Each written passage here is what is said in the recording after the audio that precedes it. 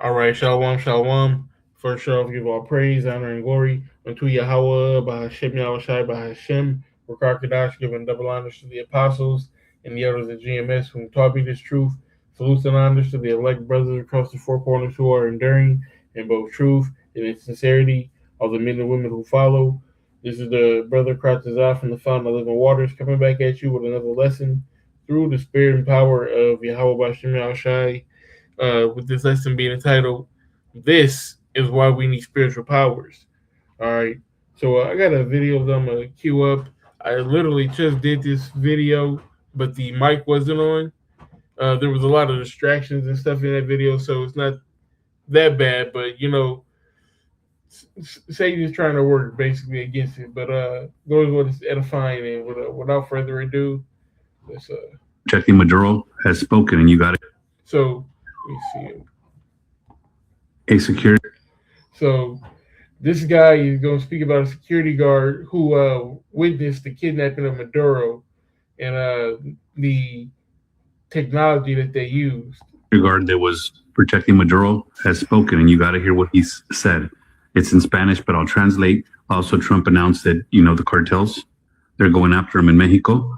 The whole vibe of Latin America has changed because of what happened in Venezuela.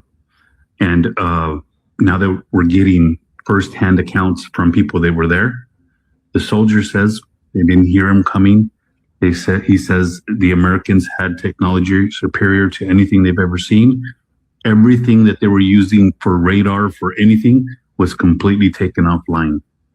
They had drones, and the drones were taking out bases and taking out things faster. They didn't have no technology. They've never had to fight against drones. He also talks about that there was only 8 helicopters. There was only 20 men that were sent in. And those 20 men killed hundreds of their men. And none of those soldiers were injured.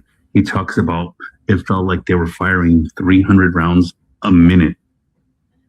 Nothing they've ever seen, nothing that they can compete with. And then he also talks to the fact that the Americans had some kind of sonic shock boom that was sent out, and everybody immediately started bleeding profusely out of their nose. They couldn't even gather themselves because whatever was sent at them made them fall to their knees and vomit blood out of their mouth and out of their noses. They were incapacitated immediately. He says he never wants to go through that again. Doesn't want to have to fight with the Americans again. He's sending warnings to everybody out there that you think you can fight the Americans. You don't even know what their weaponry is like and what they're capable of.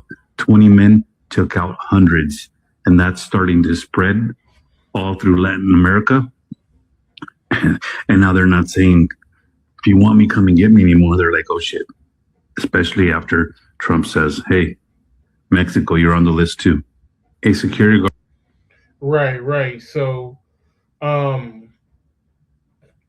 they came with that overwhelming force. And like you said, they didn't know what they were messing with. But in its truth, we know, we understand. We've been doing the research. We know, the frogmen, we know that they're coming with all this technology, and we know that they're going to point it at U.S. citizens. It's already going on with ICE, and this is just going to ramp up and get bigger and bigger until you're going to have people like this in martial law, on each corner, organizing the city. All right. So, and matter of fact, there's Jesse Ventura, Jesse the Body Ventura or Jesse the Mind Ventura, whichever you want to. He was the wrestler, and he was a governor of Minnesota. But he made a statement that America is a third world country because they're using the military to police the people, and that's what ICE is doing. ICE is policing the people, but they're coming in with that overwhelming force. So that's going to lead us to our first precept, which is Isaiah 59:19. It says, "So they should fear the name of the Lord from the west, and the glory from the rising of the sun. When the enemy shall come in like a flood, the Spirit of the Lord shall lift up a standard against him." Right? So they're going to come in like a flood. A flood can't be stopped. A flood comes with a force that's destructive and overwhelming. You can't do nothing about it but try to avoid it and try to hide from it. All right. But a flood's going to cover everything as well. It's going to spread out. All right. And that's what they're planning to do. That's how they're going to try to come at us here in America. But the Lord is going to lift up a standard against them. The Lord is going to bring out his men, and it's going to be a force against Esau and the so-called illuminated ones, whatever you want to call them, New World Order. All right. And this is Psalm of David. We're going to get to David here shortly, but it says Psalms 144:1, Psalm of David. Blessed be the Lord, my strength, which teaches my hands to war, my fingers to fight. The Lord is going to put his spirit within us, which is going to allow us to combat these people, right? It says, my goodness and my fortress, my high tower, my deliverer, my shield, and he whom I trust, who subdueth my people under me. The Lord is going to be that protection. He's going to be the offense, the defense, the special teams. He's going to be all of that, all right, to get his men on to the other side, to get them through this, to protect them. That when it's time to turn up, they turn up. When it's time to get something to eat, they're fed. The scriptures say that you shall eat and drink, but they shall. Matter of fact, let me get that real quick.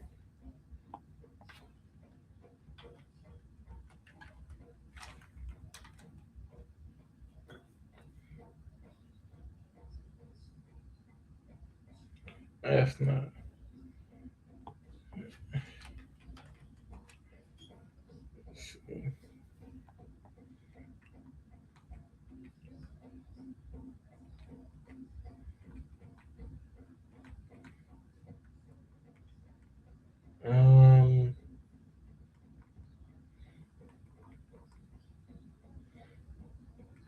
Bear with me here.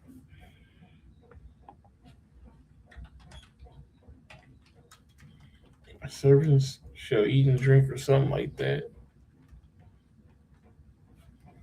Okay, Isaiah 65.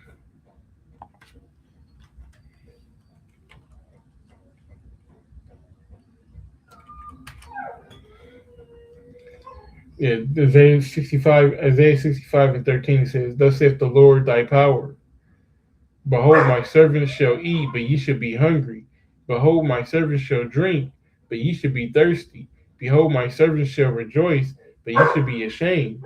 So the Lord's going to take care of his people, one way or another.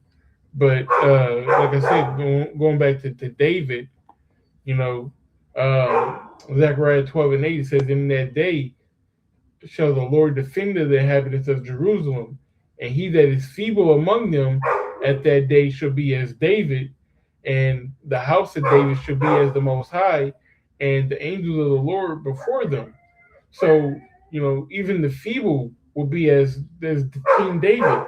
The scriptures speak about Saul killed his thousands and David his 10,000s. So when it says, going back to Psalms, that he teaching my hands to war, my fingers to fight.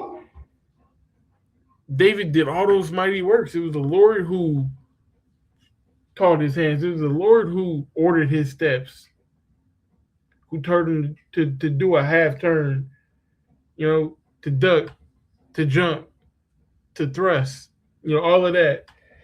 And remember, because what the scriptures say, every battle of the warriors with confusion and bodies or garments rolled in blood, because old school battle was bloody. Let me see. Battle in 580. I don't know. That's what I meant. PC. See if we got an image. But yeah, that's what it looked like. And this is in the Roman times. That's, garments rolled in blood everywhere. And David was fighting in these kind of battles and killing tens of thousands of people. You know, when war was still war. You know, just think. And so, what is the Lord going to give us in these times when people can shoot bullets at you, and you can dodge bullets? And matter of fact, let's grab that real quick. Isaiah 40:31, it says, "But they shall wait upon the Lord. But they that wait upon the Lord." You have to wait. You have to be patient. You have to let this thing play out. You have to stick with it. You have to keep fighting. All right. He said, "They that wait on the Lord shall renew their strength, and they shall mount up with wings as eagles. They shall run and be not weary. They shall walk and be not faint." We're gonna have the ability to fly. We're gonna have well, maybe not everybody. I don't know how it's gonna work, but the scriptures is saying they shall run and not be weary. They shall fly as eagles, and they shall walk and not be faint. So maybe you have one aspect. Maybe you have all. The Lord gives a piece of the spirit to everyone, and everyone is a body. So it may be that one person can fly, and one person has telepathy, and one person has super speed, or however the Lord want to work it out. But hey, the Lord is going to work it out, and it's going to be in His perfection. All right. Um, just going back to what he was saying, that 20 people took out hundreds of people. The Lord never dealt with numbers. So that's light work. Joseph said Joseph. Joshua 23:10, it says, "One man of you shall chase 1,000 for the Lord your power. He it is that fight for you, uh, as he has promised you." Right. So the Lord allowed one man to fight 1,000, to chase 1,000 in the time of Joshua. Will He not do that in this time? Deuteronomy 32:30. "How shall one of you chase 1,000 and two put 10,000 to flight, except their rock has sold them, and the Lord has shut them up? For their rock is not as our rock, even our enemies themselves being judges." Right? They not like us. They don't have Yahweh Shem Shai. They don't have the one true power. They ain't got nothing that can touch us.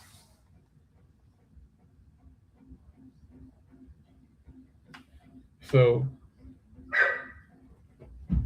I think that's all I really wanted to get with this. So Lord was edifying, and with that being said, we give all praise, honor, and glory unto Yahweh by Hashem Shai, by Hashem Rakar Kadash, giving double honors to the apostles and the elders of GMS who taught me this truth. Salutes and honors to the elect brothers across the four corners who are enduring in both truth and in sincerity of the men and women who follow. Shalom.